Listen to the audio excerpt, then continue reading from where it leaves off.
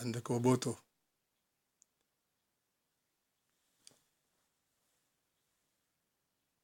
Je me permets en ce jour de faire cette vidéo pour pouvoir dire un petit mot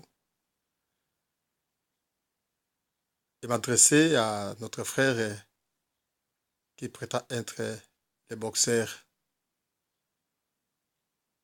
qui habite je ne sais où, si en Suisse ou en France, peu importe, c'est un frère. Je lui dis qu'il doit cesser de prendre tout le monde pour des imbéciles. D'abord, il doit savoir que Werason n'a jamais déclaré qu'il est Dieu. Il n'est pas Dieu, c'est un être humain comme tout le monde, qui fait sa vie, qui fait son travail pour nourrir sa famille, ses frères, et a le droit et la liberté de gérer son argent comme il veut. Personne ne peut l'imposer. Il ne fait pas la politique, il n'est pas ministre, il n'est pas au gouvernement, il n'est pas maire de la ville, moi encore chef de village, mais il est le roi ambassadeur de la paix pour le Congo et pour l'Afrique centrale. De deux, monsieur le boxeur, je ne sais pas si tu as déjà été à Kikwit. Kikwit, c'est une ville renommée au Congo, qui a une histoire. Kikwit, c'est une ville qui a été construite par les Belges. À Kikwit, il y a un grand hôpital, parmi les points des hôpitaux du Congo, qui a été construit par le roi Baudouin. À Kikwit, on trouve des écoles, on trouve des séminaires, les petits séminaires de Nzambi, les grands séminaires de Saint-Cyprien, on trouve l'université de Kikwit, IB, l'université de Bandundu, tant d'autres instituts, ISP, ITPK, ISTEM, et tant d'autres, je peux citer les noms.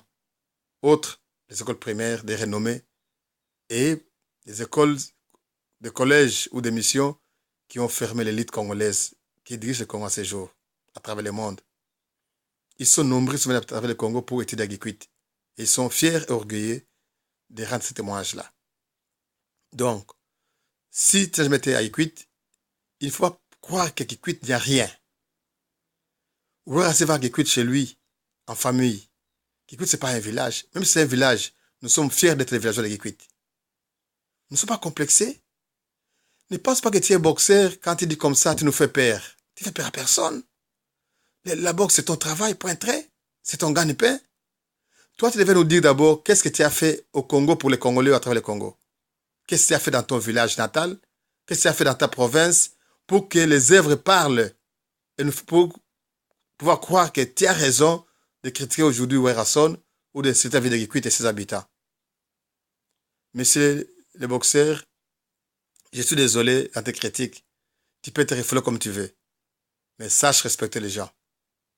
Moi, je me permets de répondre, pas pour t'en vouloir, mais pour te faire croire, pour te faire voir combien tu es ignorant. On ne dit pas les choses quand on ne sait rien. Vaut mieux se taire quand on ne sait pas quelque chose que prendre la parole et dire c'est la place publique comme si Kikwit d'abord était un village ou encore Kikwit il n'y a pas d'hôpitaux, il n'y a pas d'écoles, il n'y a pas de routes. C'est vrai. Au Congo, quelle est la ville ou la province la mieux développée en ces jours?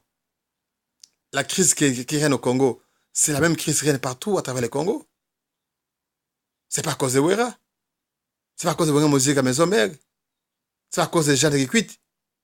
C'est pas à cause de tous les Congolais. C'est un dommage. Donc, quand il y a des choses qui ne vont pas parmi à travers les gens, tu pourras demander peut-être à Wera de faire la médiation pour réconcilier le monsieur qui a été agressé par les filles à Kinshasa.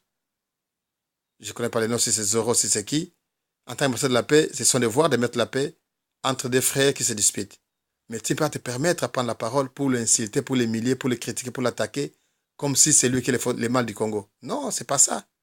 Donc, tu dois revoir ton discours, tu dois demander, à mon avis, pardon à, à ceux qui t'ont offensé à Parlement de Kikwit et de Werason. Nous ne sommes pas complexés, nous n'avons pas peur de toi, et le respect, c'est réciproque. Si tu nous respectes, nous te respectons. Sinon, nous allons demander à Congo Pemba d'agir. Nombreux euh, ont cherché à se faire valoir là où ils ne méritaient rien. Et quand on sait de ça, Congo Pemba, aujourd'hui, ce sont les gens qui dorment dans des foules, dans des poubelles. Nous ne sommes pas là pour punir les gens qui nous humilient. ne sommes pas là pour vouloir du mal à qui que ce soit. Nous voulons la paix, nous voulons la fraternité, l'amour, le pardon, la tolérance. Nous voulons qu'il y ait l'amour fraternel entre nous Congolais. S'il y a un problème, qu'on ne se refoule pas contre les uns les autres, mais en famille, ça se lave. On trouve la paix, on trouve la solution. De même à Biala, ou qui que ce soit, ou les filles qui l'ont tabassé, ils seront tous d'une table, ils vont se réconcilier, ils vont se demander pardon. C'est ça la famille. Il ne faut pas amener les choses familiales comme c'était une guerre mondiale contre les tribus, contre les gens, les personnes. Non, non, c'est pas ça. Les musiciens font leur vie, toi tu fais ta vie, point barre. Quand toi tu fais ta vie, on te soutient comme boxeur. C'est notre plaisir quand tu gagnes l'honneur de nous Congolais. Mais jamais on va dire que nous c'est comme une bêtise. Ah, pourquoi les boxeurs ont fait une bêtise? Non, on se comprend, on se supporte. Donc, moi qui te parle, je te parle en tant que prêtre, je te donne des conseils. Il faut que tu puisses savoir te gérer tes émotions et se taire quand tu ne connais pas la vérité d'une chose. Car parler mal, c'est mauvais. Penser mal des autres, c'est mauvais. Faire du mal, c'est mauvais. Et je ne trouve pas dans tout ça en quoi Wera est fautif. Donc, que le bon Dieu protège Wera, qu'il les bénisse, qu'il les garde. Et moi, je dirais encore une fois de plus, vivez le Congo, vivez Yekwit, vivez les Kwilu. Nous sommes là. Nous ne craignons personne et nous ne devons perdre personne. Nous sommes des hommes, bien que serviteurs de Dieu, mais on ne doit pas toujours se taire comme si nous vivons dans un complexe où on ne peut pas se défendre ou dire la vérité. C'est pas ça.